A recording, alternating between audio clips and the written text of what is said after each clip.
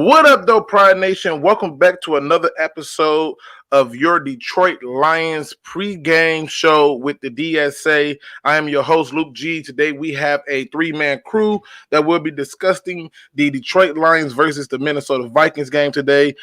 First up, we have the heart of the city, Mr. 313 J-Mo. What up, though? What's good, man? What's good, everybody? How y'all doing out there, man? RIP Juice WRLD. All right. Now, this going to sound crazy, J-Mo. I have no clue who this guy is, but I just read that it's cool, man. I read that he was 21 years old, and that in and of itself is horrible. So, that's crazy, RIH, man, rest in heaven, and prayers to his family. And then next up, we have the king of all introductions, the master of all masters when it comes to creativity, Mr. MicroMike. What up, though? What up, though, fellas? Let's get this bad boy going. This game day. Expect a loss. Getting closer to the draft. Mike already informed. All right. J-Bo, can we get that roll call, sir, please? All right, man. What's good, everybody? Make sure you guys like the video, man. We're going to talk about the Lions and the Vikings today. Adam Buckhart in the building. We got Mike in the building. We got I'm Not a Hacker in the building. We got Kieric in the building. Kieric was talking all that smack about the Pick'em League. Guess who rising to the top, though? Ed Whiting in the building. James Willis in the building. Hard work and dedication in the building. Scott Mack in the building. Dim Sum in the building. Detroit Drew, George Morgan. Let's go. Hey, absolutely. It's early. It's late in the season, and our team has zilch, nada, nothing to play for other than draft position at best if you are on that camp. And I am not in that camp. I do not believe in tanking. I do not believe in giving up wins and things like that. If you can win the game. That's how I feel about it. You still have to be able to know how to draft in that respect. But the biggest news is the most latest news, which is why we were asking questions of like, hey, why did they place people like Jeff Driscoll or IR and not Matthew Stafford? And why were they doing all these crazy things with putting all these other people on IR, but not other players who should be? And now the answer is clear. It's because the Detroit Lions were fined $110,000 collectively for violating the NFL injury report policy. And that's where we start off at. That's one of the things that we suspected. We're going to start this off with you, Mr. MicroMike. What are your thoughts on this fine? Thankfully, we didn't lose draft picks, but it just shows ineptitude that's taking place. How is it an individual that can pull a hamstring, have a hamstring issue, be placed on IR, and a guy that breaks his back is still not? Come on, man. I mean, it's a good question. It's a definite good question that you have to look at and say, a hamstring, that's an IR injury, but broke back, no. This is, that's for those Stafford haters who don't understand that players are being put in position to fail versus succeed. But go ahead, Mike. You got more to add, or you want me to move on? Well, like I was just saying, man, it just shows a lot of craziness that's taking place right now in management and why this is taking place. So many conspiracy theories that can be said. My belief is maybe to sell tickets and somewhat to give hope to the fans that, hey, he could play. But other than that, it just is another downgrade on this franchise. Even though it's not that big, it's only $110,000. We didn't lose draft picks, but it's another negative, and I'm just tired of negatives. Yeah, and I get it. J-Mo, what is your thoughts? I mean, $110,000 is what they fined them collectively. I think it went something like the organization got $75,000. I think Patricia got $20,000. I want to say, and I feel like Bob Quinn got $10,000. I could be off on those numbers, but I'm pretty sure it went something like that. What are your thoughts on this fine? I mean, I expected it after what happened that 1 week when Stafford first got hurt. But I mean, Matthew Stafford's not gonna go on IR. That's what it is. And the coaching staff, they've been trying to work around it. And I know you saying, well, you can just do what you want. Well, Matthew Stafford kind of run the Lions, man. You know, they not gonna. I'm serious. They're not gonna put him if he don't want to go on IR. He's not going on IR, and that's the only reason he's not on IR. If you think it's anything other than that, then explain to me why he's not on IR. Yeah, exactly, listen, bro. Like he don't want to go it. on IR. He's like, no.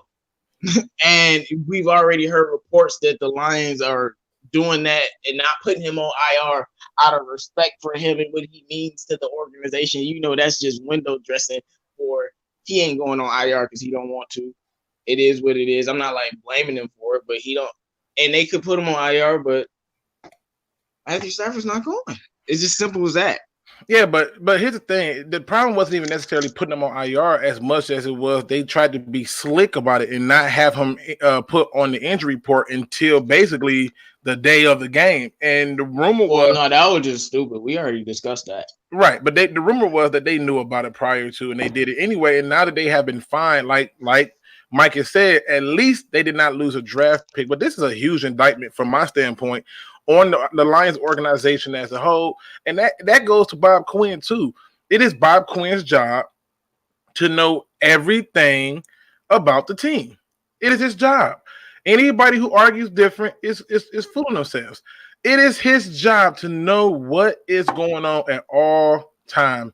And if you do not know what's going on with your injured players and what your coaches are doing, that falls solely on you.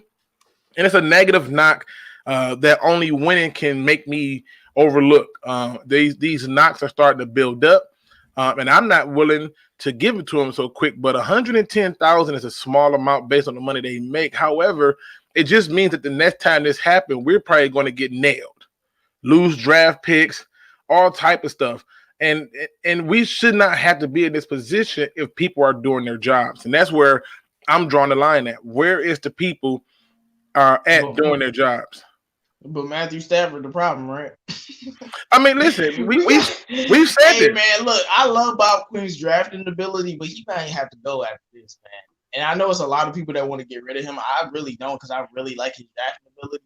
But man, yeah, you and Matt Patricia might have to just go, and we might have to just get some new people because what in the world are you doing? Yeah, I mean, and it's unfortunate. Now, there was some other news that came out, and it didn't make the big league news, but to me, it caught my attention, and that was David Blau. David Blau said that last week on that final draft, the final drive, that last sack, he said that was 100% all on him. He said that he had blew the calls, or he didn't hear right, or he called the wrong play or something to that effect, and he said that that was on him, and he'll learn from it and he'll get better. But that got me to thinking, because one of the things I kept hearing from people is the problem is not Matt Patricia, but the players. Is this proof, J-Mo, that the problem is not Matt Patricia, but it really is the players? No. What, a rookie made a mistake in the game? Oh, wow, I'm surprised. What? like what? Now, come on, man. Like, come on, man. The fact, look, I'm gonna answer your question, but a side note: the fact that David Blau played as well against that caliber of defense in his first NFL game in itself shows a little bit of coaching and a little bit of credit to him in the first place. Now, winning the game is a whole nother thing. Now, at the end, when he had a chance, he made a mistake. He took the blame for it. Players make mistakes all the time. Players miss tackles and stuff like that. But I wouldn't say it's his fault. Okay. Or he's a rookie, made a mistake in the game, his first game. Wow. Okay, like, what is that? Like, listen, I'm not absolving Matt Patricia. Listen, I look at it from this because didn't he coach the defense? He coached the defense, right? And that was my point. And the Bears chopped them up into pieces, so I don't want to hear nothing. That was my point. No, Matt Patricia. I mean, that was my point. He's the one who's out there calling these defensive plays. I didn't think he was, but the more I looked at it, the more I started paying attention to body language. He's definitely calling those plays, and they're still not working. And, it's one of those things where I look at it and I say, yeah, the rookie who went undrafted made a mistake in an almost perfect game. Literally, forget almost. It was a perfect game. And if that's the one mistake we're going to point out and he took ownership of it, my respect levels for him just like soared 9,000. Like put that little thing on my eye from Dragon Ball and just give him the 9,000. Because I'm like, if that's all you got in terms of pointing out that, oh, he made this mistake, I can live with that. But the biggest part of it is this still does not prove that the problem is not the head coach. Because why is he in that position? Okay, why is he in a position where now he's having to make a play in a trailing position? So we have to be able to hold leads. We have to. And when you cannot maintain a lead and you had to lead all the way up until the fourth quarter and you can't maintain it, that does not fall on players. That falls on the coach. So to me, this is not proof that, oh, this problem really is the players. The guy came in on a short week, literally. A short week, played on Thanksgiving Day, played a perfect game. Perfect game. Showed good decision making, good poise, and perform exceptionally. So, it's hard for me to sit there and go, yep, that's all him. It's all the players' fault. And I can't. I can't even begin to attempt to do that because it doesn't make sense. But, Mike, what are your thoughts? Do you think that this is a perfect example of it being the players versus the head coach? Well, look, I'm very happy that a rookie quarterback that is on a short week, that was an undrafted free agent, made a mistake and he owned up to it. That is what you want to see. You want to see an individual own up to their mistakes and make no excuses. Unfortunately, I wish the rest of the people in this organization would take that approach where you screw up, you make no excuses. Stop with the excuses. The excuses get old. You simply make a mistake and drink water and drive on. Unfortunately, there's a lot of excuses taking place. And this being the defense, I read a stat today and heard a stat today that Detroit Lions are averaging 180 yards in the fourth quarter. That's the 8th worst in 50 years of any NFL team. Let me repeat that. 180 yards in the fourth quarter is 8th worst in NFL history for 50 years. Wow. That is definitely not on a quarterback. That is definitely on a defense. Yes, players are injured. Right now, the Lions have 12 injuries compared to most of the playoff teams. It is actually the least compared to them. When you look at quarterbacks from other teams, they've been injured as Rudolph and as well as Kansas City. All these players, yet they're still getting wins. But the reason we are losing is this defense. The defense. Giving up 180 yards in a fourth quarter every game. Yeah, that's disgusting. It is. And Buffed Up says Patricia's a genius. It can never be his fault. I mean, that's how it's being treated.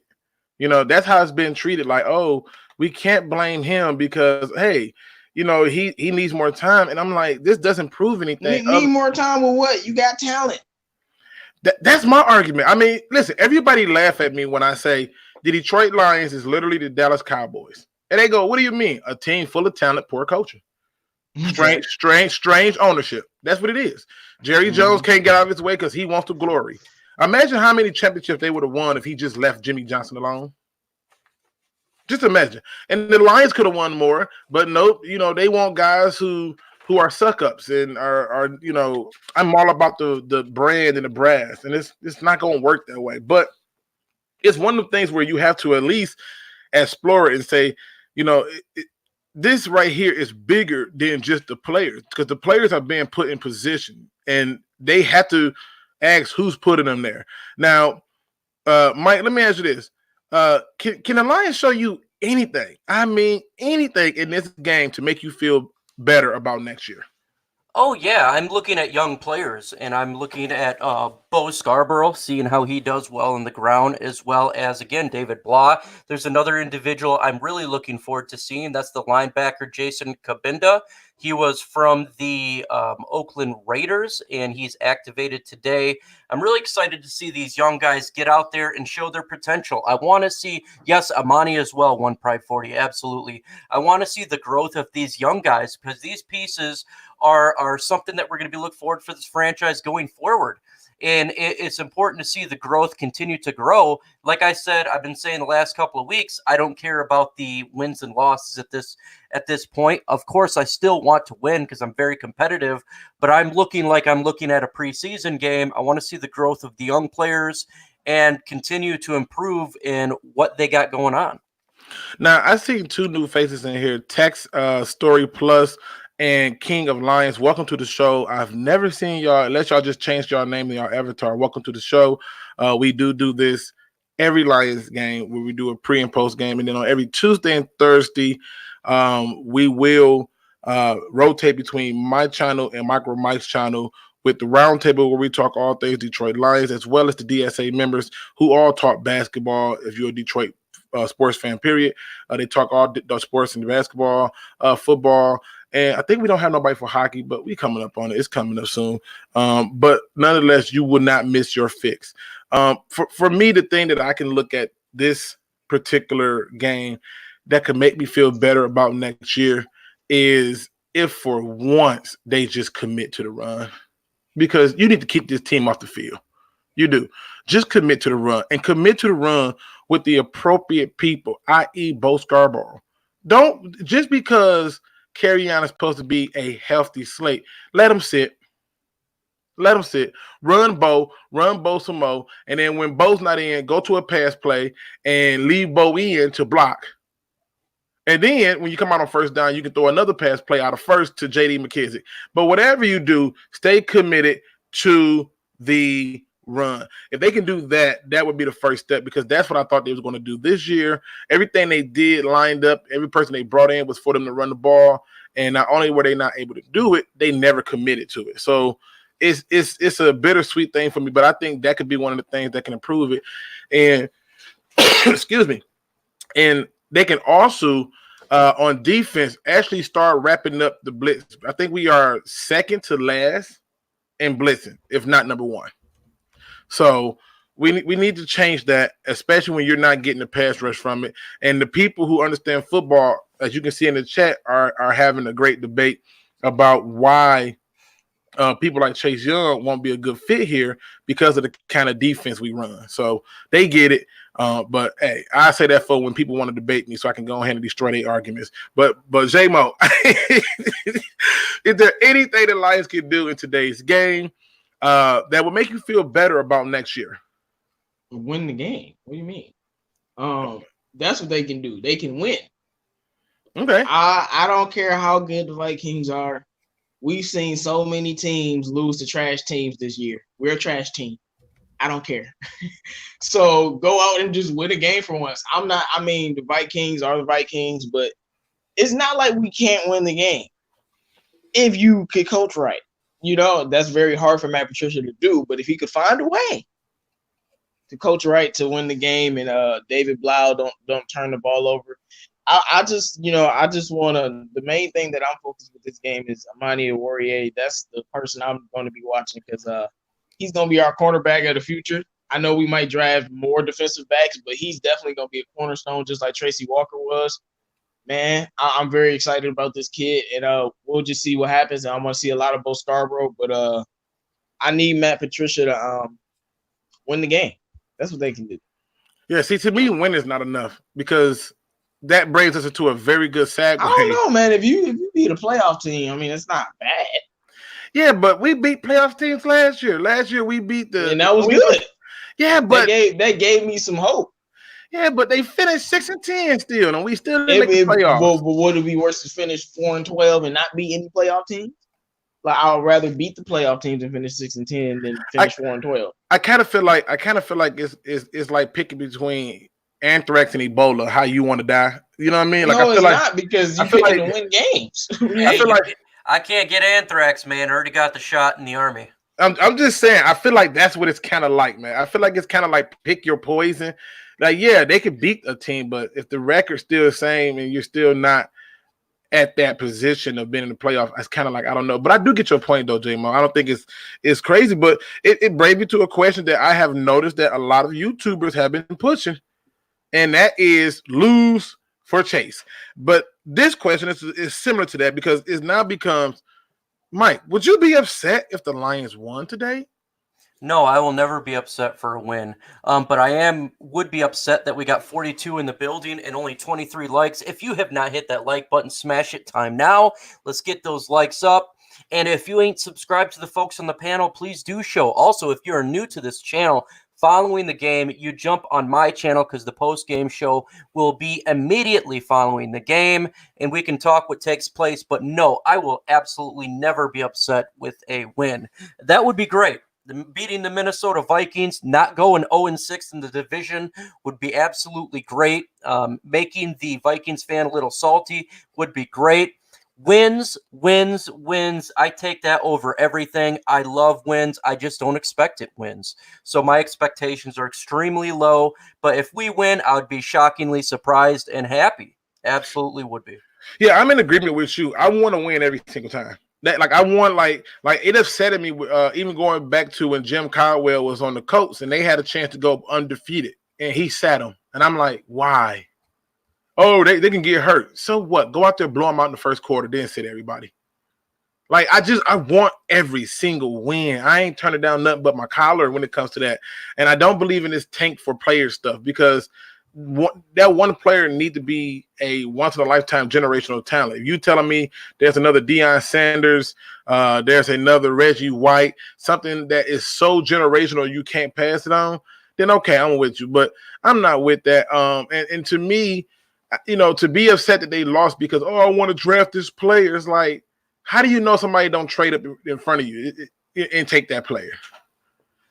So now you don't suck for what? Nothing.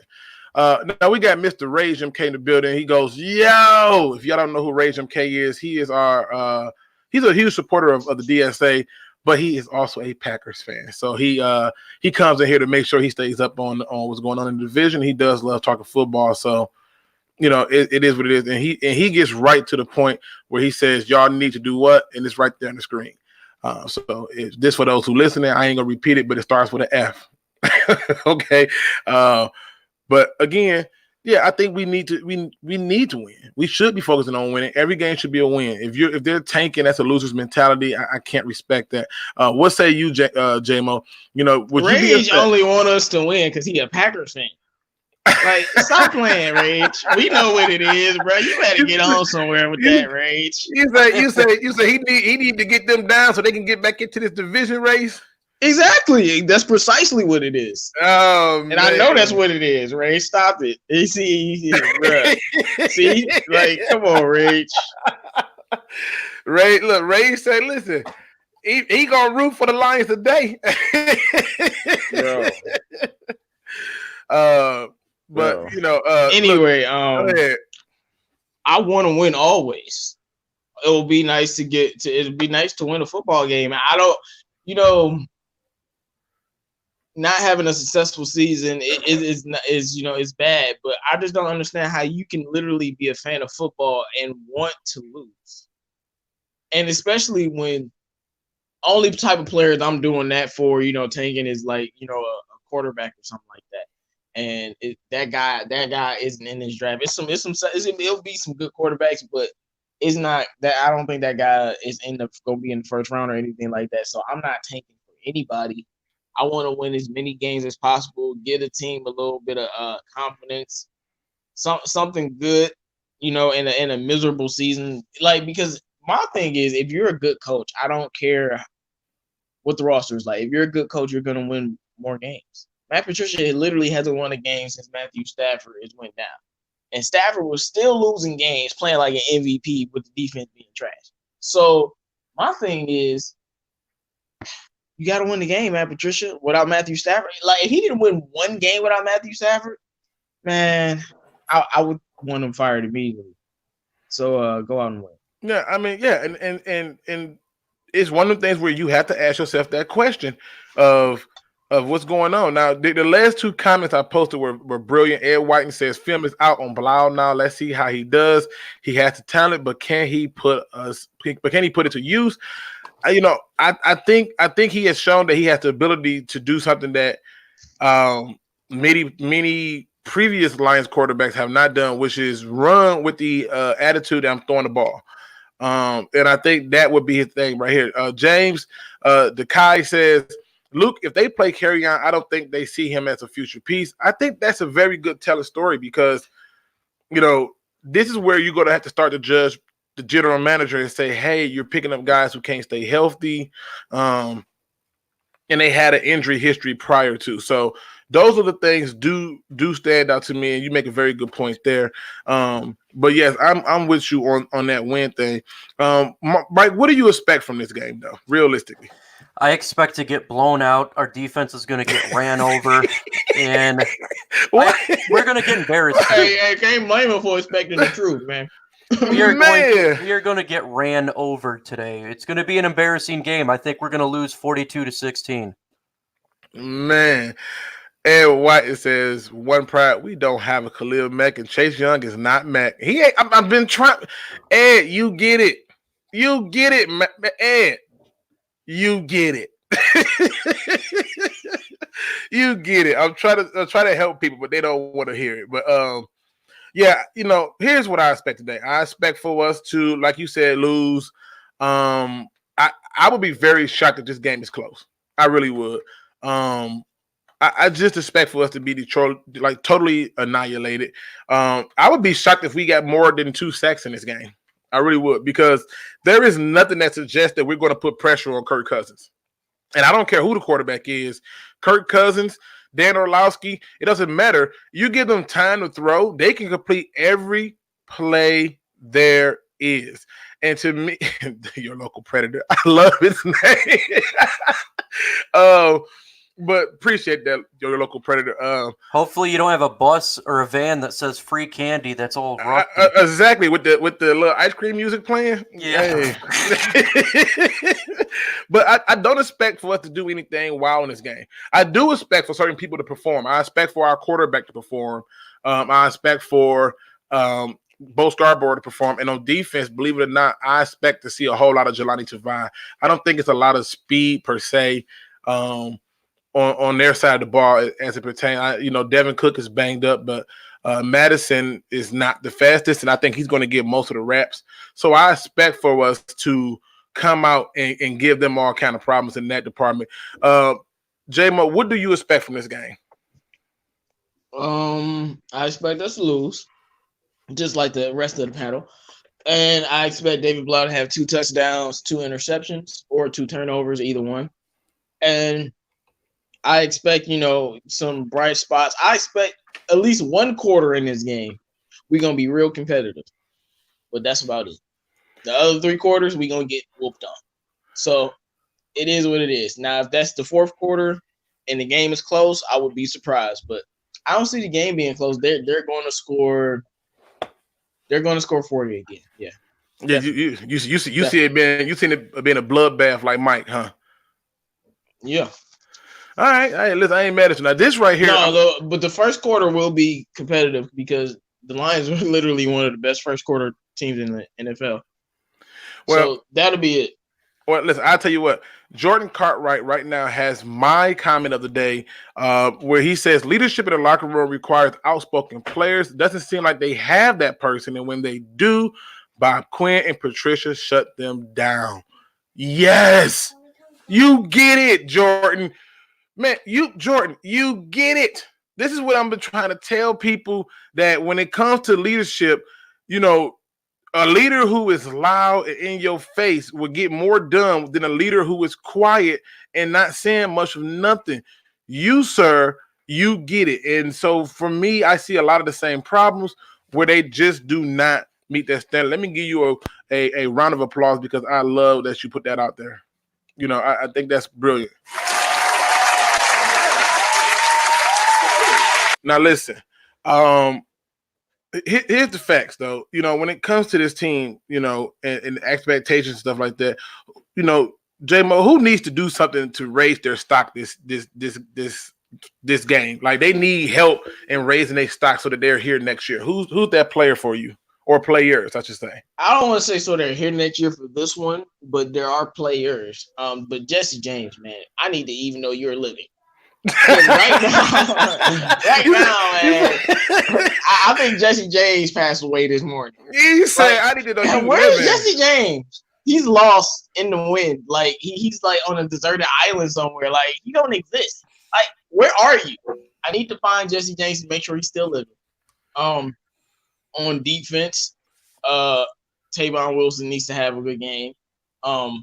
Darius Slay is Darius Slay. But our linebacking core in general needs to have a good game because I think if we were smart, we would replace, a lot of the linebackers that we have, Yeah, starting with Christian Jones. And to me, man, I can't stand Christian Jones. He's terrible in coverage. But people, I told y'all from day one he was trash. Remember that. What people was going crazy, like, oh, we gave him an extension. And I'm like, yeah, because he now makes a league like vet minimum. So, and they got rid of Quandre Diggs, who didn't even make a league vet minimum. They got him up out of here ASAP. So they have shown the willingness to get rid of people after giving them a contract. And that's probably why I'm not so dead on Trey Flowers, because he's playing for a vet minimum this season with the way they structured the contract. So Bob Quinn gets a plus there in that department. So I get it. But yeah, that's the facts.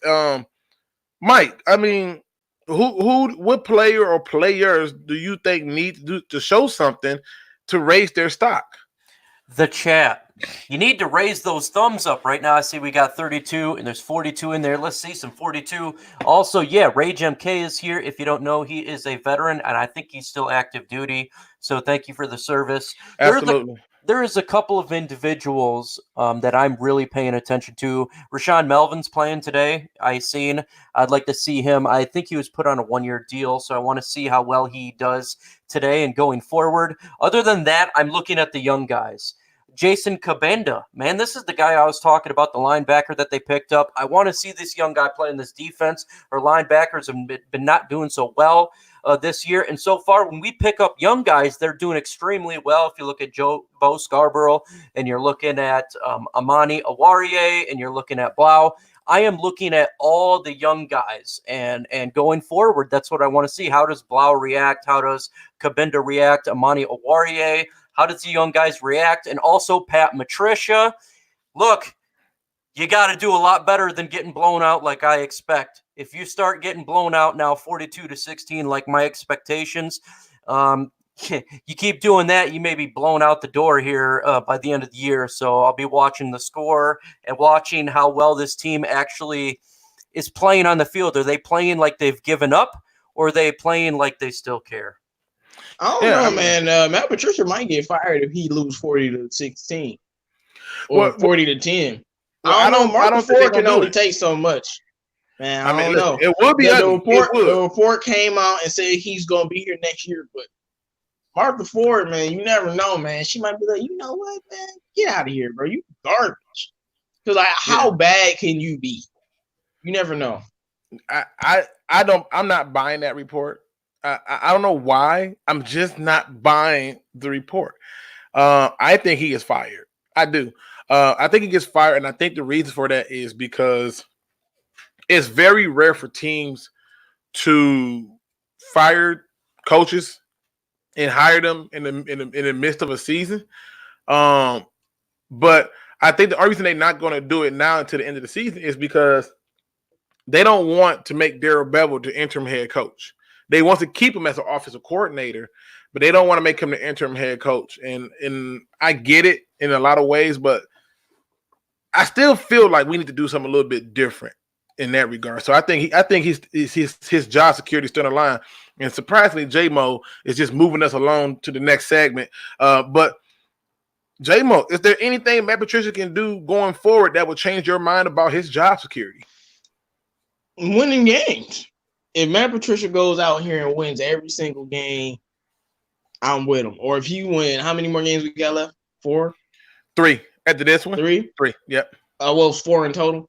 So, yeah, yep. So if he wins 3 of the 4, if he wins 2 of the 4 and is extremely competitive and we showing fire into him and lose by less than a score, maybe I could think a little bit better about how trash you are. But, win some games. Show me. I'm a results based right now. Just win some games, and that I don't care about anything else. Now, One Pride 40 says we're going to be on Hard Knocks, people. Yeah. Yeah, it's Yeah. I was we about to see Matthew Stafford and the crew. Like, we definitely on Hard Knocks. It's a wrap, boy. I was trying to say that for Tuesday. I was really gonna say that, like, you think our chances of Hard Knocks coming up, it's gonna be real high. It's gonna be real high. So, man, it's over. Like, we're on the Hard Knocks. I mean, everybody should take it in right now. They've done the Bengals, right? They've done the Bengals. Have the Giants been on there? No. Okay, so the Giants might be in that mix with us too. But if they win any more games and they get a better record than us, we in trouble. So yeah, it's rough. It's rough. Will Burton says fire Pascaloni. Yeah, we need to. Yeah, that should have happened a long time ago. It says you fire Patricia and the players will have to learn another scheme. I think he's trying to put there. I don't think that's true. I don't think that's true in terms of having to learn another scheme, because you would have to just bring somebody in who takes the talent that we currently have and make it work. If they can't do that, they probably wasn't the coach for us in the first place. Mike, if anything that Matt Patricia can do to change your mind about his job security going forward. Fire Pepperoni. God dang, man. This defense is playing like an ass. Get up there, fire Pepperoni, show me that no more of this nice guy, friend, buddy crap, and that's how you get a job, and show that you give a damn. Fire Pepperoni and make changes. Other than that, this defense is just playing so damn bad that it can't get worse than this. It cannot get worse than 180 yards in a fourth quarter game, the 8th worst in 50 years. Yeah. Do something. Yeah, I'm on the outs, man. It ain't nothing he can do. I'm done.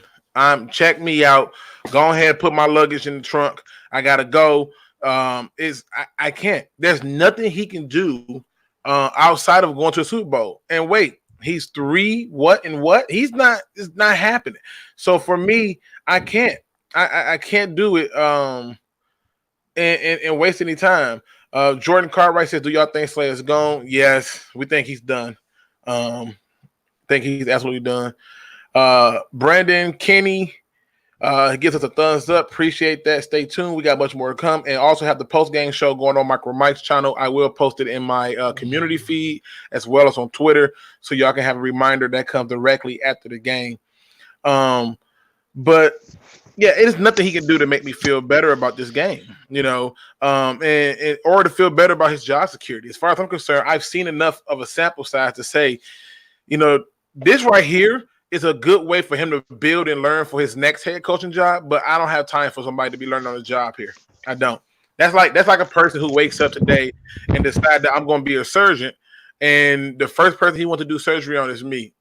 Not going to work. Doesn't make sense. There's no logic behind it. So in my opinion, that's not going to get it for me. But, when it comes to this game, I think we are all in agreement on who wins this game. The Vikings. Yeah. J-Mo, you think the Vikings win this game?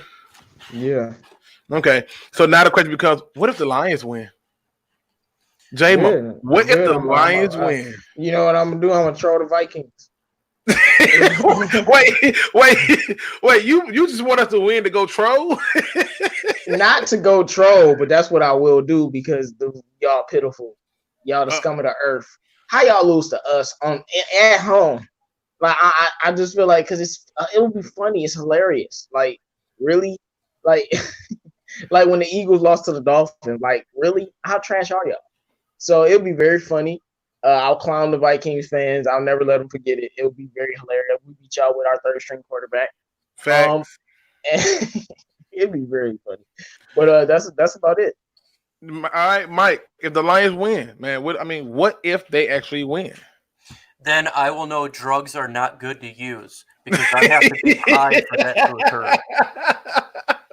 You said the only way they win if you was blow. I think this is going to be a bloodbath. I don't expect the Lions to win at all. I don't even give us a shot. Usually games you could say, okay, it would be competitive. this is not going to be one of those games. I think, look, the Vikings are looking to win the NFC North. They're trying to make a playoff push at home, and we are the Lions going there. Oof. I just don't want injuries. That's all I'm asking for this game. No more injuries. I'm satisfied. Yeah, see, look, Ed White says, "Hi, Luke. This isn't a sample size. It's Thanksgiving dinner, and I've had enough." Hey, I'm telling you, yeah, it's past due, man. It's past due. I've seen enough of it. If the Lions win, I would be happy that they won. I really would. And I would be paying attention to how we won. A lot of times, people say it doesn't matter. Just get the win, baby. And it's like, no, it does matter, because the teams who have success and who have been shown to have success, they have a winning formula in how they go about approaching it. The 49ers, the Seattle Seahawks, they all just run the ball. Run the ball, run it some more, play small ball in the pass game, and that's how they're winning.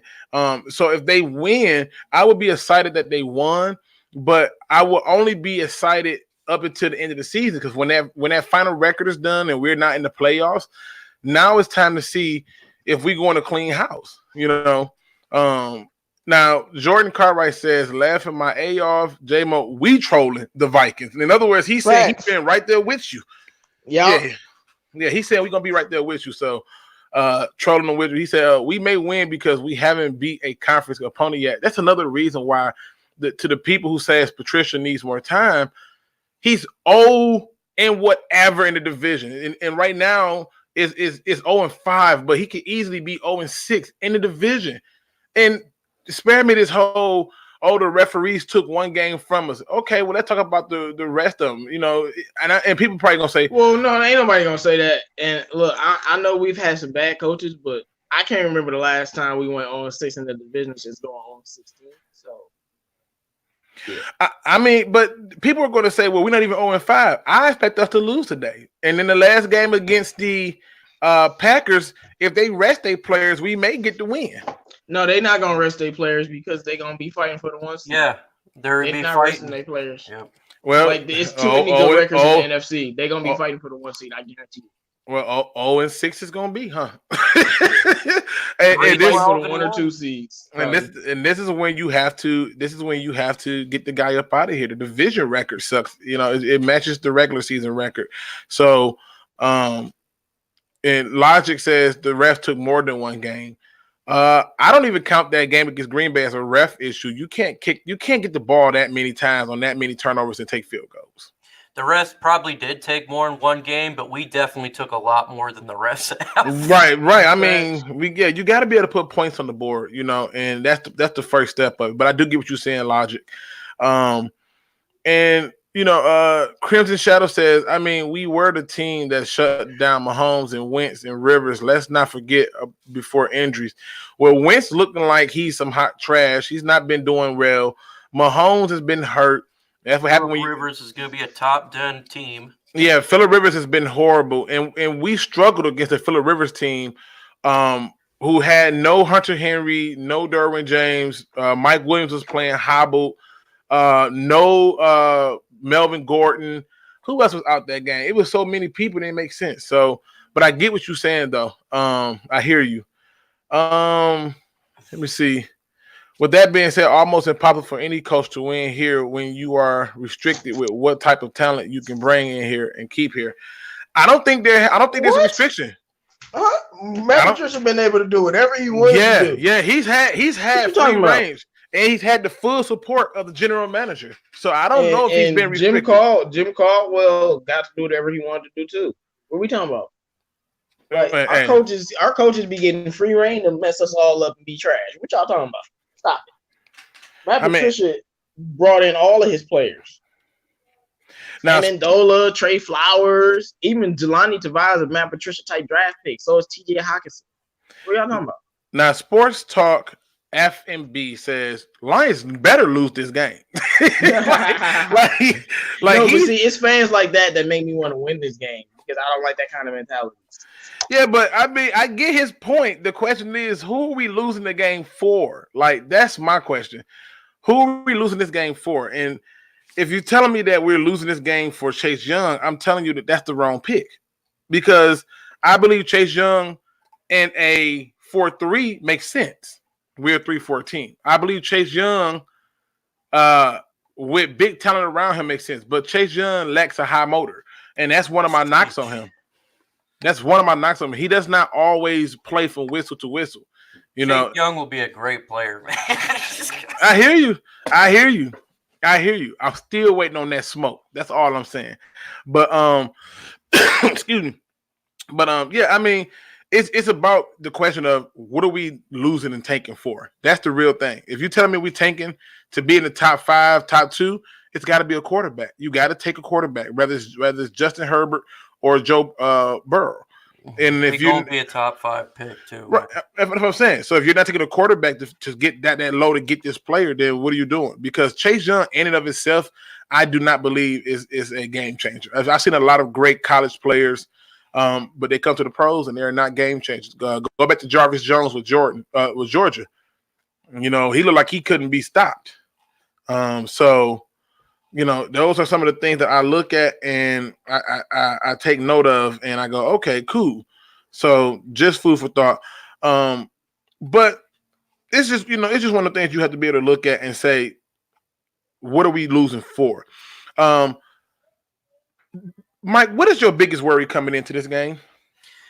My biggest worry coming into this game is that the Falcons lose to the Panthers, the Miami lose to the Jets, Washington loses to the Packers. There's a reason why I'm saying this, because those are the teams ahead of the Lions in the draft. So I'm not wanting our team to lose, but I'm definitely monitoring the top 5 other teams in the draft, and if they win, and that'll make us a top 5. But injuries is always the thing. I don't want to see injuries when it comes to these young guys or anyone on the team. I'm tired of seeing injuries. My biggest concern, simply stay healthy. That's it. Yeah, I mean, and my biggest worry for that game is not even health. It's not. It's shell shocking our young talent, because destroying their morale before we even get a chance for them to realize it. When I go through and I look at this team, man, and I'm telling you, everybody hates Joey Harrington, but I'm like, it wasn't Joey Harrington that's the problem. It was the coaching and everything else around him, just similar to what's happening with Stafford. It's just that with Joey Harrington, he had got hit so much and so often that he just started tossing the ball up. And I'm worried about them doing the same thing to David Blau. I'm worried about them doing the same thing with not giving enough carries to build the confidence of Bo Scarborough. I'm worried about them not giving enough opportunity to Jesse James and losing his participation and asking for a trade. These are the things that I'm looking at that's got me saying, okay, we need to make sure we safeguard that first and foremost, because confidence carries. I don't care what happened. It ain't nothing like swag. I never forget when I was younger, man, I didn't know how to talk to girls. When I asked my father, I said, hey, you know, how you talk to girls? He said, just go up to them and talk to them. And I would walk up to a girl and want to talk to her, and I got that far. Couldn't get a word out. I just stood there like a creeper and smiled. Okay? And it wasn't until I had that one time where I was like, I opened my mouth and a girl said yes. And after that, the rest was history. I could, I was in rare form after that. That confidence carries. Luke, if you don't chill out, I'm dead serious. Man, I'm dead serious. You have confidence of me pulling girls back in the day carried. Of course it did. You know? Right, but it was the nerve. But think about it. It was the nerves of it up front. Imagine how hard it is to get through the initial conversation. Just think of that part of it. To get through that initial conversation of talking to girls. You know, one pride said, Luke, you talk to girls? One pride is funny, dog. It is crazy. I'm just saying, if you on here, everybody has had that moment where you was nervous about going up to talk to a female. You know what I'm saying? Like, it's just one of them things where it can be scary if you never did it before. And yes, I was terrified up until I got past that first one, and then it was, it was straight. The real one came out. I'm gonna put it like that. That was what it was. If you're the local predator, I guess you'd be talking to little kids. But my point is, confidence carries, sir. And that's what I'm worried about. I'm worried about them destroying the confidence and the morale of the team. Y'all are absolutely terrible. J-Bo, what are you worried about the most coming into this game? Once again, the Lions being the get-right team for somebody. Dalvin Cook, the last 5 games, has been under 100 yards rushing. Well, here come the Lions. I haven't had a 300-yard game in a while. I'm afraid that Dalvin Cook is gonna use the Lions as his get-right team and rush all over us, and it's gonna be bad. I'm hoping it doesn't happen. I'd rather Kirk Cousins beat us, honestly, but and he probably could with all the time he's gonna have. But I don't want to be the get-right team for Dalvin Cook. I want to shut him down just to send a message within the message within the message, because he did pretty good against us the last time, and I don't know how he would do any worse now. But hopefully, we not the get-right team for Dalvin Cook. Crazy Shadow says, girls aren't hard to talk to. It's learning how to stop that friend zone in its tracks. Crimson, hit me up, man, so we can get you on here, man. Crimson, you got to hit me up, bro. I need you to find a way to hit me up. Man, Crimson, bro. Right, hit me up. I can get you on here, Crimson. Right, stop playing. Hit me up, man.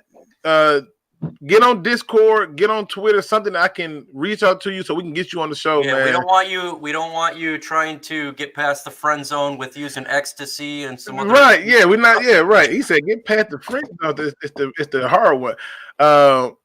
One part for he said, well, someone remind me to keep Luke away from my kids. Then Lord Jesus. Oh God! I said when I was younger, man. Dang, Benjamin Foe, he comes right back with it. Luke G driving a white van. What is this? They like, what in the world? Lions about to win, folks. You heard it here. Let's go then. Get all that dub then. But when they take that L, I want you to come back right back here with us. And White says at Creel, we need Bevel to scout. Okay, a guard he's comfortable using. I agree with that, because to me, part of being able to establish this run is having a guard who's willing to do it. I thought there was 2 guards that they could have went and got in free agency, but they didn't target, which was AJ Kane, who ended up, I think, went back to the Jacksonville Jaguars, and the other one was Span from the Titans, who I believe ended up going to the Bills. But Span is not good in pass protection, so I'm not going to. But in the run, he was phenomenal. He'll move you, and I wanted that. So you have to be like that old Bone Crusher rap song, I ain't never scared. He says, and I'm referencing talking to the ladies. Yeah, but at the time I was nervous, man. I didn't know how to do it. I asked my dad, I asked my mom, and they just said talk to him. I was like, that's y'all advice? I mean, there's no pickup line or nothing. So, but hey. Shadow says, hey girl, does this rag smell like chloroform? Y'all gotta chill out, man. This is not what it is a Sunday. Y'all need to chill out. What in the world? Y'all need to chill out for real. Look, I see them. Look, they in rare form. This all started off of one statement. Back to the Lions, man. Y'all back to the tripping, Lions. Man. Back to the Lions, this rag. I can't believe it. Smell like chloroform. And look at Mike. Mike over there about halfway past dad with it. He like, I can't. That is funny. Prime Time B says Lions getting blown out. Facts. We already predicted that, man. Look, he didn't even come in and be like, what up, though, fellas? He came right in. They getting blown out. Okay, there's no chance. Don't breathe about it. Don't hold your breath. Don't do it. But let me ask you this, fellas. I mean, because we got the jokes about the white van and chloroform. I see y'all in rare form today, but let's be honest, man. What do you want to see today? For real. What is the one thing that you're looking at in today's game that you like, look, I just want to see this. Just let me see this. What is that one thing you want to see? We start off with you, Mike. Stick with running the football with Bo Scarborough. 3rd and 1. Run the football with him. Not McKissick. Not anyone else. Hand the man the ball. The guy is rolling, man. Just continue to hand this man the ball. On 3rd and short, I don't care if they know you're going to run it. That's when I want you to run it. Let's not do the McKissick. Let's not do the trap plays. Just do a normal run it down your throat game, start to finish. Benjamin Foe says Patricia was friend zone so much now he likes to play man-to-man defense. Look, Wow, look, he needs your help, the ladies. I catch it today. Y'all is silly today, man. Mike, I agree with you. Can we please commit to the run? I just want to see you commit to the run. And I don't just mean commit to it, especially when it's working. And then when they think you're done running, run it some more.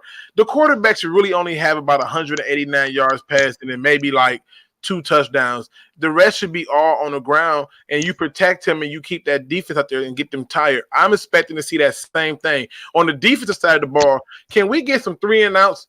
Okay, just get some 3-and-outs and actually hold for once. I mean, if you that's what I want. I want us to play defense for once. That's what you want, J-Mo? Yeah, man. Talk about it. Play defense for once in your life. This is a divisional game. This is the type of game that you're supposed to play defense in, no matter how good or bad the teams are. We know this. We've seen this. Play some defense. Pressure Kirk Cousins and make him look like a fish out of water. You know, get some interception. I mean, Darius Slay got a big interception, and it didn't mean anything because the offense couldn't score. So when we do get turnovers, if we get turnovers somehow, you got to score points. Yeah, it has to. And if we don't, then we got problems. I mean, I really just play some defense. Like our defense, I can't remember. It's been a long time since our defense has been this bad. Like 2012 type. Like play some defense, please. Man, these jokes coming in with my girl talking troubles, man. I was a kid, man. Bro, y'all need to. Y'all out cold.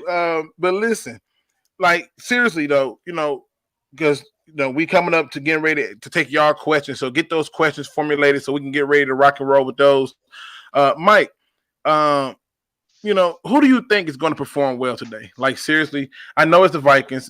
For me, it's going to be a little bit harder than I would expect. But who do you think is going to perform well?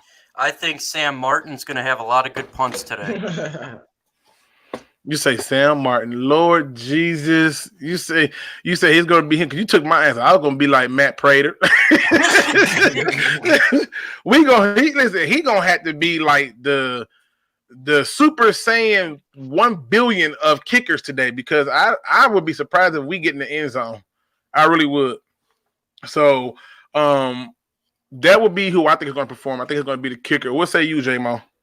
I'm going to say Jelani Tavai and Amani Awurie. I'm going to go with some defensive players. I think they're both going to have a very solid day today. I really do. Okay. Now, I don't know if I'm saying his name right. Euro Rex. He says, "Are you Yu-Gi-Oh Rex?" Oh my gosh, is that what it is? Okay, I don't know, man. Listen, I'm not good with names. I'm not. You know this. That's what I got you here for. You straighten me out, man. Get me together. Yu-Gi-Oh Rex says, "Are you going to be hard on the Lions if we lose?" I am not. I'm already hard on him. I was hard on the Lions when we were winning. So it doesn't change for me. What about you, Mike? Does it change for you? Nope. It does not. I am not going to get upset about this. I already know what to expect. It's been a Groundhog's Day fairly every week. There's no reason for me to throw my head against the wall and go nuts and lose my voice. I've done that a couple times this year. I don't want to do that today because I am tired of doing that. I'm tired, and I am ready to look forward this offseason and talk NFL draft, free agency, and other things, and not get upset about Pat Matricia and the Lions right now. Yep, I am literally working out my schedule right now because I'm getting ready to get into that same off-season mode. And right now I'm just standing to this mode until we actually hit the off-season. But I know that that's what you guys want, so I'll start moving towards that. Let's see what else we got in here in terms of questions. One Pride 40 says, should we re-sign Glasgow? J-Mo, what you think? I don't like Glasgow, but yes. Mm-hmm. I think we should. I think chemistry is a thing with the O-line. I've actually been more impressed with the O-line in pass protection the last 2 years than I would have thought they would have been. I mean, David Blau had protection for most of the time, and he was able to make some throws. Obviously, it was times he didn't have protection, but for the most part, for a rookie, he had a lot of protection in their first game because usually, the rookie's playing on a bad team, depending on how the situation is. But I think that plays a big factor in it. I really, I really don't like Glasgow, like I said, but I would sign him back unless we are 100% sure we're drafting a star guard or there's a star guard in free agency that can help us have him on the team at least as a backup. Okay. Ed Whiten says, which injured starter job is in jeopardy because of replacement's good play? Oh, hey, Mike. Well, we can definitely talk about the D-line. I'm going to say Mike Daniels is definitely there. We could talk about Christian Jones. I don't even know if he's injured, but that guy's trash. Basically, the defensive line has been injured throughout the whole year, and they're very much underperforming, very much so. A lot of those guys really need to worry about their job because I think in this draft, we're going to be picking a lot of trenches when it comes to this defensive line, and a lot of these guys, they better worry. Yeah, I think it's 9 times out of 10 is probably going to be Kerryon Johnson. I think if Bo Scarborough keeps this running style up, we may be seeing a situation where Kerryon has been demoted to the second string. So I think it's very obvious in that department. And don't be surprised if a person like Stafford could lose his job to injury because they may be feeling like they can trade him for assets. So these little things with all these different quarterbacks playing could be a setup for a lot of people. The General View, aka JGB. Again, make sure you subscribe to his channel if you have not. But he says Christmas is coming up. People, let's get Luke that hooked on phonics name edition. Y'all in these jokes today. Okay. Okay. All right. I see what's going on. Marcus Willis says, what up, though? DSA, what up, though, man? There's a question in the chat earlier, and it was a couple people asked, who is the worst Detroit Lions player on the team? Okay, who is? I know the answer to that. Who is the worst Detroit Lions player on? It's only one answer to this question. Here we go. Who you got? You already know where I'm going, man. The worst player on this team is Don Muhlbach. We need to get rid of Don Muhlbach. He is the reason. He is the poison apple. He is from the 0-16 Lions. As long as he's there, we will always have this mentality. Get him off the team. Him. Yeah, I mean, he has to go. And he doesn't bring anything extra to the team. He just snapped the ball. He just snapped the ball. Like, I don't get it. And Don Muhlbach is often forgotten because he's completely irrelevant. But the man, we got to get this man out of here. Now, Crimson Shadow says, who on the D-line needs to be released? He got Ashawn as the person, and I'm going to agree with him. Ashawn did good in the contract year. Snacks did good until he got that contract. Okay? It seemed like when they want the contract, they best play come out. And then when they get it, they get comfortable. So I'm in agreement with him. I don't believe Ashawn in it of itself is a beast. I believe that he's a role player who's serviceable, but in it of itself, he's not. Like, if he had to be out there by himself, he's rated like null and void, in my opinion. Mike, what do you think? Which D linemen need to be released? First, I agree with Crimson, man. I think Christian Jones the worst. When it comes to being released, Mike Daniels, man, this guy hasn't done anything, absolutely anything this year. Don't re-sign him. Let him walk in free agency so he can be injured on another player there. I think that he needs to go. I think we sign Ashawn Robinson back. I think he is done well enough. And now, depending on the contract, I don't want no insane contract, but a nice, decent contract for him.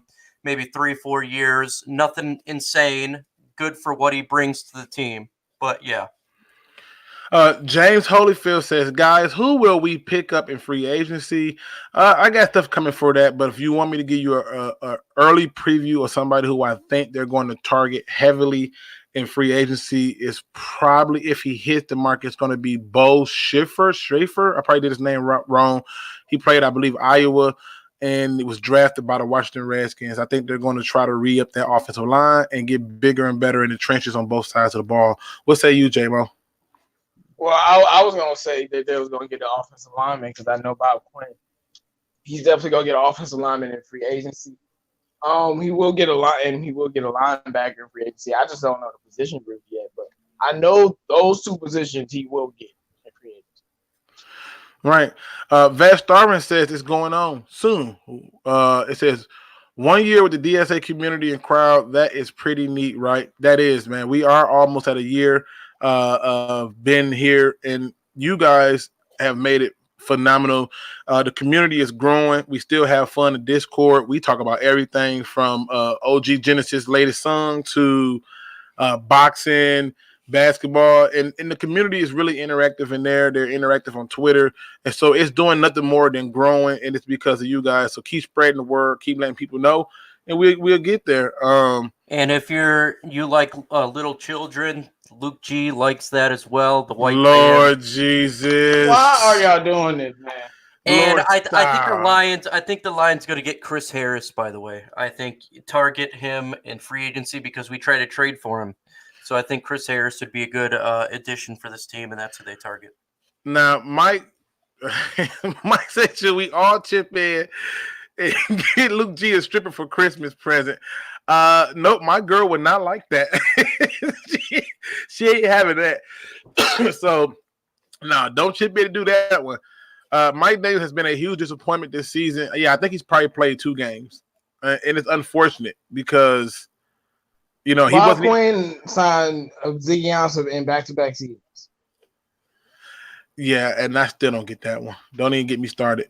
I still don't get that I'm one. just saying, like he gave 14 mil to Daniels to do nothing, and he paid Ziggy 17 mil to do nothing. Like, the general review says if Jonathan Taylor make it in the second round, do we draft him? You have to. of course. But I don't think he makes it. I just don't. There are some teams who need a running back, and I don't think he makes it.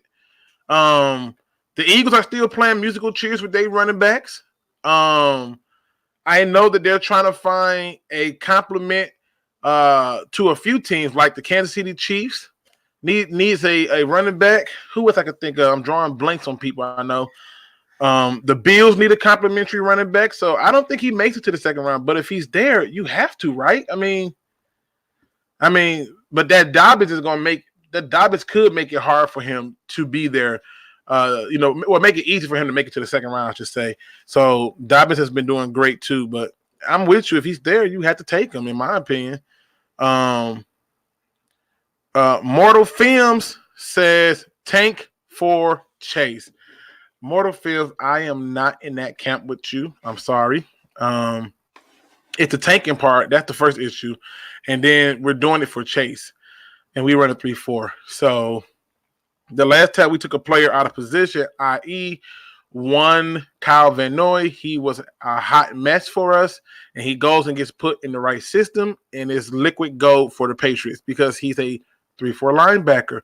I believe Chase Young is a 4-3 DN. So don't believe that will happen. But I do get why y'all will want him. I never said he was a trash player. I just said that he's not worthy of a top 5 pick for the Lions. That's the key word for the Lions. So, but I get it. Let's see. Tavon Wilson is bad. That's from Keydrick. I don't know. I kept trying to tell people you do not want a season where Tavon Wilson's your starter. He's somebody that you don't know he did something till he do it. Let me see. Something said Christian Jones. Let me go down a little bit further. I can see I'm a little bit behind. All right, here we go. Ashawn gets deflections all the time. No. Ashawn is good only when he has number twos like Snacks. If he's 100, if not, yeah, definitely, it's true. When you look at Ashawn, when he had a dog player next to him, he performed. When that dog left, he didn't. The same with Ziggy Ansah. He had Sue, he performed. Now Sue left, he got more sacks that year, but it was more so because the people just ran into him. But nonetheless, he wasn't the same like he was with Sue. God, I miss Sue, man. One prize says J.K. Dobbins go to the Chiefs. Let me ask you this question, Mike. Do you think that the Lions need to be focusing on running back in this draft, or do you think we already got one on the team? No, I want to see defense. I want to see defensive line. I want to see defensive end. I want to see defensive tackle, linebacker, safety, cornerback, maybe offensive line. That's what I'm focusing on right now. I think Bo Scarborough can be that back that we need for him next year. We just got to utilize him. We're not utilizing him to extent right now. I think if we do utilize him, he could definitely be that guy. I think Kerryon Johnson would be a good compliment to him, but we need the trenches, just like Carl Campbell says. Trenches win games, man. If we don't get after the quarterback, we ain't winning nothing. I don't care who's the running back. We got to have a damn good defense. 30-ranked defense ain't doing it. We got to have a better one, and that's what we need to do in this draft. I agree. Norman Brown says, I don't think Chase is that good. I think he's okay, but some people think he's a generational talent. I just don't see that. The film doesn't show me that, and I don't see it. I've seen too many times where he's had games with no stats, and he's had one-on-ones, and he's not winning those. And I've noticed that he doesn't have any bend or dip when he comes around that corner. And he doesn't always show power consistently on plays. Now, if he realizes a person is scared of him, he'll power them all day because that person's already timid. But overall, I'm with you. I don't see like this once in a generational lifetime talent. And so I will have a film coming out about it and just telling you what I see based on the film and let y'all see it for yourselves. Joseph Abdul says, do you think we still have to get used to our coach in order to be good next year or the rest of this year? J-Mo, what you think about that? Man, I am so sick of this coaching staff because the team, he lost the locker room last year, lost the locker room this year. What you gonna do? Lose locker room again? Like, how many more chances do he need to lose a locker room before we realize that he can't control a locker room? The guy he's not a good leader, and I like Matt Patricia, but the fact that the players don't believe in you is a big red flag for me. I mean, and it's people who've been on his staff and not been on his staff who are drawing a lot of criticism to him as well. One Pride 40 got a very good question. It was one I was trying to debate if I should do a video on or not because I was having this conversation with somebody. And the question was it a mistake not taking Oliver or Bush over TJ Hockenson? We all gonna answer this one. We start this off with you, Mike. Look, you can't really judge a player right now when it comes to draft. Wait 3 years, but it doesn't matter who we take. We're not utilizing our players in the right positions to succeed. If you look at TJ Hockenson, he got targeted a lot in the first game, and then it was non-existent. There's just no targets there, and then he gets injured with this high ankle sprain. I don't think so. It didn't really matter who we get. Right now, we're just not putting them in positions to succeed.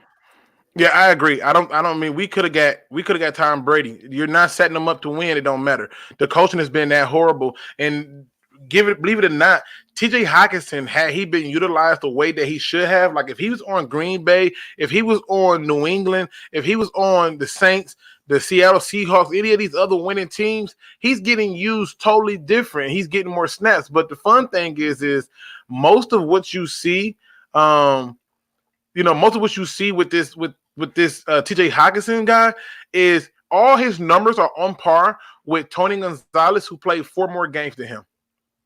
4 more games. And our guy's out with an injury right now. And when you go look at Ed Oliver, he had 1 good game against a backup guard and backup tackle on the Dallas Cowboys. And everybody lost their mind. With Bush, yes, he's got a bunch of tackles and he's racking them up. But the truth is he's not changing the games and the outcomes neither. And so to me, the question now becomes, if you're going to take somebody who's changing the games and the outcome, that's different. But when you're talking about comparing to a guy that's underutilized, no, I don't believe we made a mistake because we did not have a tight end at all. And you can clearly see between Jesse James and TJ Hockenson that Hockenson was more explosive. What you think, J-Mo? I laugh at Lions fans saying this because y'all not gonna be saying this 2 years from now. Y'all gonna be praising TJ Hockenson. He's this and he's that. And I'm just laughing to myself because I know what I've seen from him when he's gotten the opportunity. He hasn't really gotten a lot of opportunity, which I really don't understand why they haven't been using him right. But if TJ Hockenson got drafted by the Packers, they'd probably be undefeated. Like, are we serious right now? If he played for that team, because they know how to use tight ends. Historically, the Packers know how to use tight ends, even if you're a scrub. The Packers had Jesse James. Jesse James will be a much better player because they know how to use those talents historically. And TJ Hockenson, his blocking was good. His route running was good. TJ Hockenson was open so many times in so many games and never got the ball.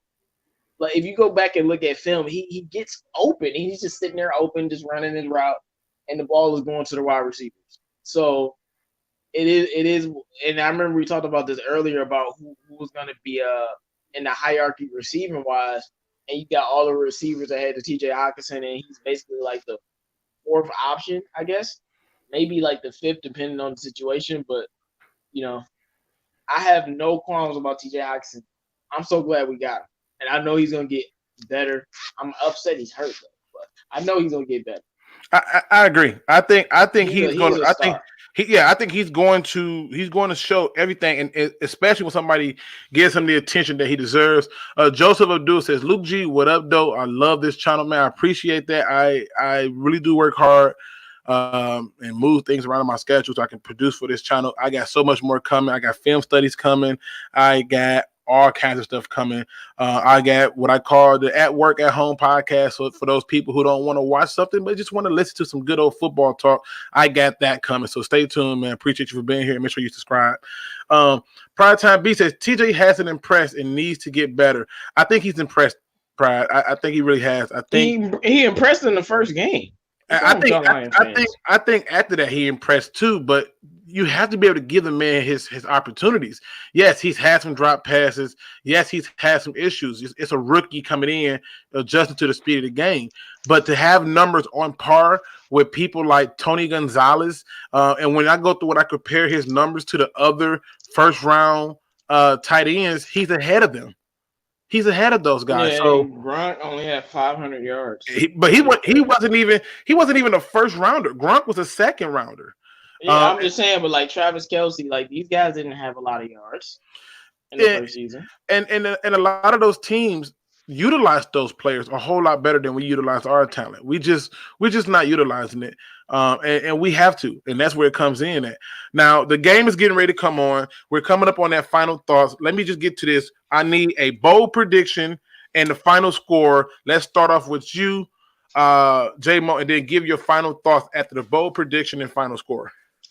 Bold prediction is going to be Amani Warrior gets 2 interceptions. Ooh. Score 35-14. Okay. Wrapping it up, I don't really got much to say.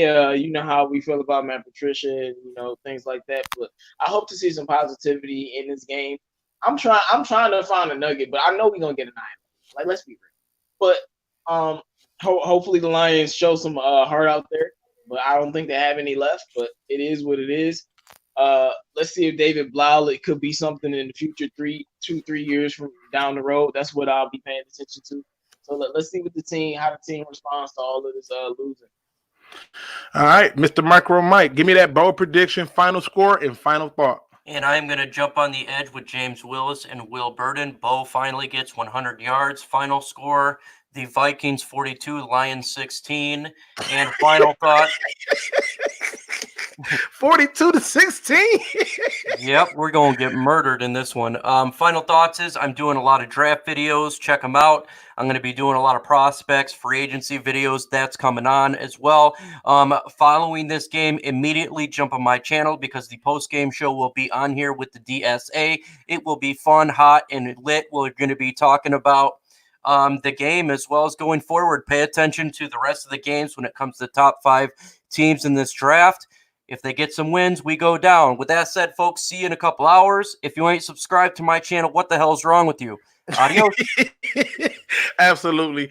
Again, just want to thank everybody who got up this morning and rock with us and supported us and stuff like that. And especially when you know that your team has a few issues. We're just gonna say it's a few.